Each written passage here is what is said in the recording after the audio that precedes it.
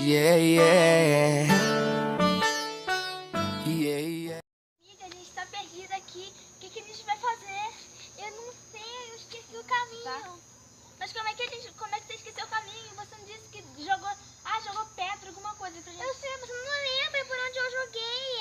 Aqui tem muita árvore, muito mato. Então vamos andar, né? Olha, aqui tem uma estrada de cimento. Será que se a gente andar por ela, a gente consegue achar o caminho?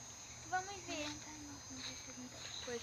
Deixa eu ver se eu tenho como ligar pra alguém. Vai que alguém conhece aqui, vai que a gente acha um lugar próximo daqui e a gente pode falar, sabe?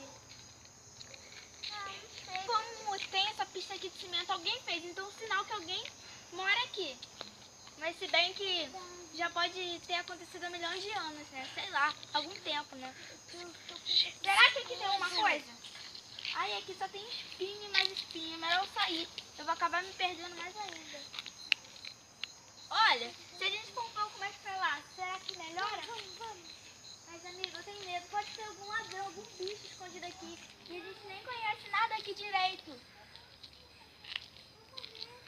Ela se perde. Eu tô aqui parada, igual uma doida, falando. Aí agora tem uma Vai. moto vindo. É pra cá, pra cá. Vai. Cuidado, gente. Olha a moto. Perdeu. Vai.